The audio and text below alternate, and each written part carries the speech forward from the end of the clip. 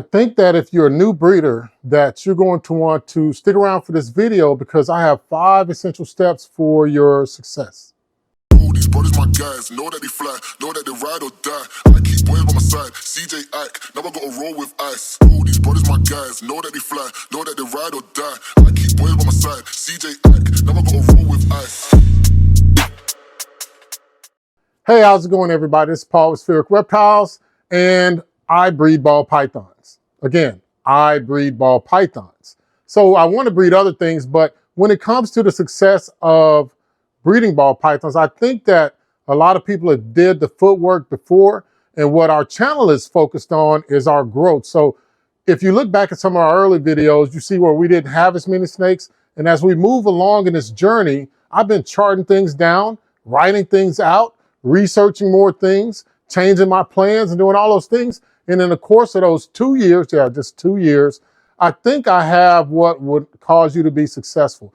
And what I mean by that is if you produce something and that you either want to do it for fun and give it away to your friends, meaning the animals, or you want to make a profit from it. I feel like I have a pretty good equation for you, and it's just 5 key steps. So if you're new to the channel, welcome. And if you're a returning watcher, thank you so much. I do welcome all of your comments. If you like it, like it. If you subscribe it. But more importantly, I want you to get a good amount of information for what you need as a new ball python breeder. Tip number 1, research. So I want you to do as much research as possible on the subject of ball pythons, right? Because when it comes to breeding ball pythons, it isn't just a matter of taking 2 snakes, putting them together, having them to produce eggs, and then they hatch, right? There's a lot of things that goes into that. So I'm going to say research. As you're looking at the textbooks that I use to do the majority of my research on the husbandry and the care now, I use some other proof sources, but these 2 textbooks definitely have moved me forward in just being able to better care for my animal, knowing things about my animals, and just really just making it easier, right? So this tip number 1 is definitely the thing that I think you need to do the most. Do research and study because these are living organisms, whether you know that or not, but they are living organisms, and we need to be able to care for them to the utmost of our ability. So what I mean about research, and it's specific, so you need to learn the genetics. So what is a recessive? What's an incomplete dominant, as well as what's a co-dominant, because all 3 of those come into play when you're breeding ball pythons, some more than others and some a lot less than others. But also you need to get the husbandry down. So what humidity, heat, space, water, you just name it. What are all those requirements that are required to keep these ball pythons to where you can actually get into a position to breed them?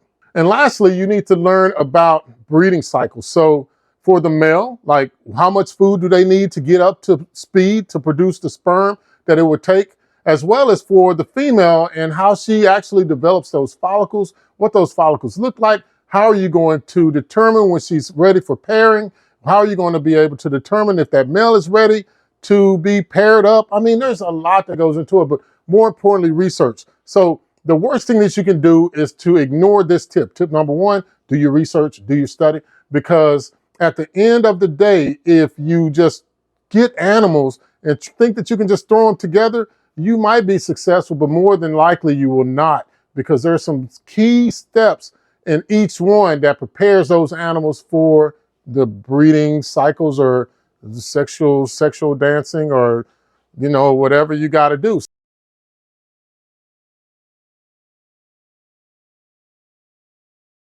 So tip number 2, guys, start out with a game plan, because if you don't start out with a plan, that's a true and tried recipe for disaster. Because at the end of the day, even if you make these animals, you need a plan. So what type of animals will you have and how you sell them, all these things, because you don't want to end up with animals that you can't either move or sell. There's 3 things that you need to think about for tip number 2.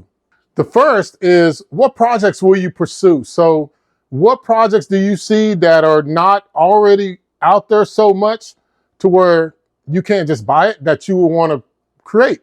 The second is, what time frame are you giving yourself? Are you giving yourself 1 year, 3 years, 5 years, or 10 years? And lastly, you got to determine if you want to breed for fun or if you want to turn it into a business. Because the reason I say that is because what we found as a new ball python breeder is if you determine which avenue that you want to pursue in all three of those categories, then it will cause you more focus and you won't waste as much time and money. And let me tell you, if you start wasting time or money, you're going to be super frustrated and you'll want to get out. And that's not the whole reason why you're getting into ball pythons or even considering breeding ball pythons anyway. Am I right? I mean, let me know if I'm right or if I'm wrong, right?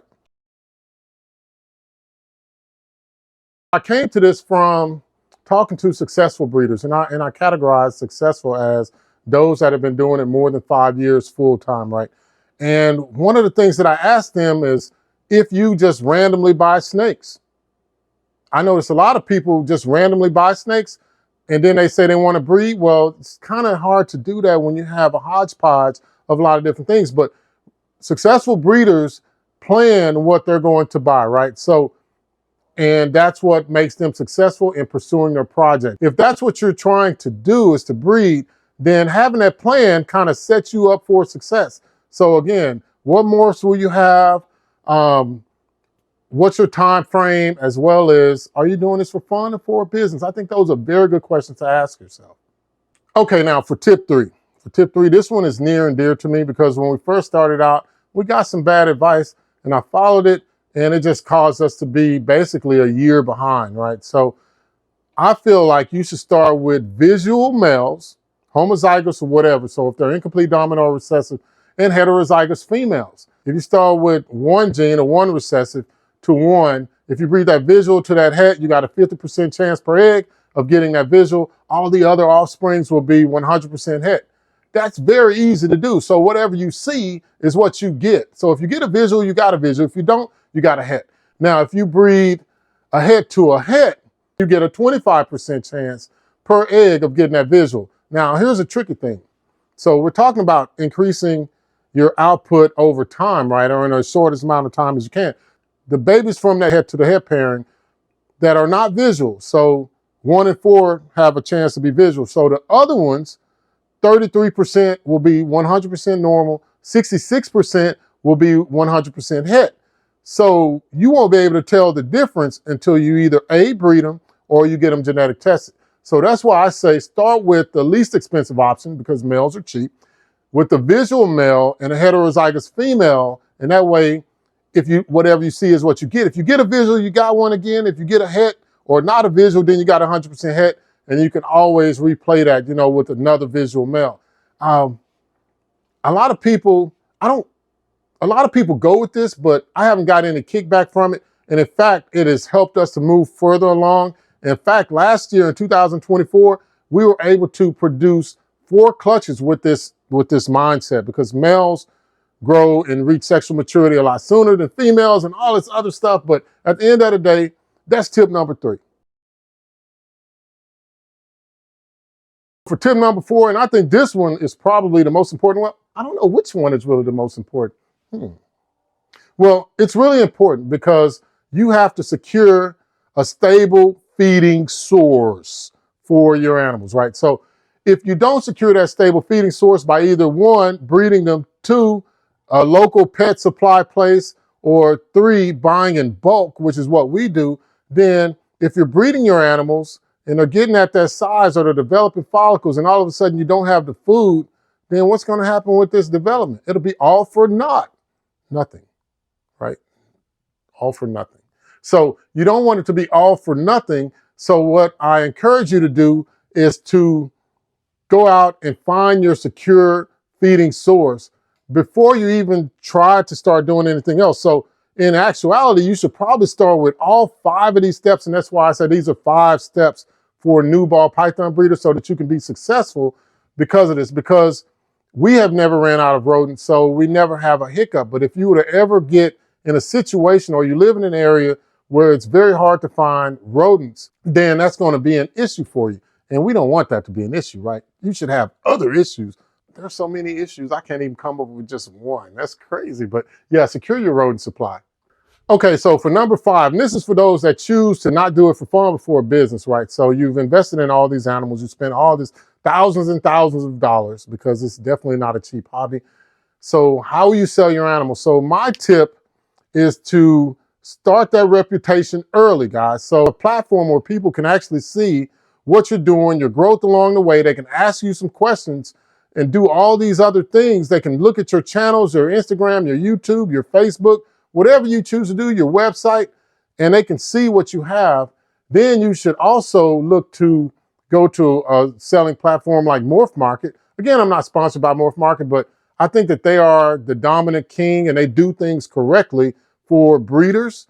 So Morph Market, places like that, will definitely help you out a lot because then you get to compare your animals, the prices, the genes, all these other things. And lastly, you need to start going to reptile conventions or expos so that you can develop relationships with different breeders that are there because believe it or not, breeders actually help to support this industry just like pet owners do. So there's different tiers for buy-ins, right? And I would say after $500, unless they're just loaded, then they're a breeder, right? In some capacity. So if it goes from 500 all the way to 100 grand, then that's probably a breeder that's buying this. Or it might be an ultra collector, but more than likely it's a breeder that's looking to breed that animal and get some return on their investment.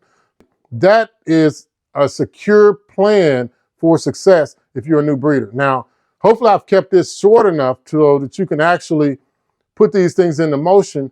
But if you like this kind of content, please let me know. I'm interested in your comments. And if you could hit that subscribe button, I'd appreciate that as well. Hey guys, I've enjoyed this time. I'm having a blast. Breeding reptiles is definitely fun. And if nothing else, guys, thank you for watching. Enjoy the time that you spend with your reptiles and cherish that time that you have with your families. Thank you.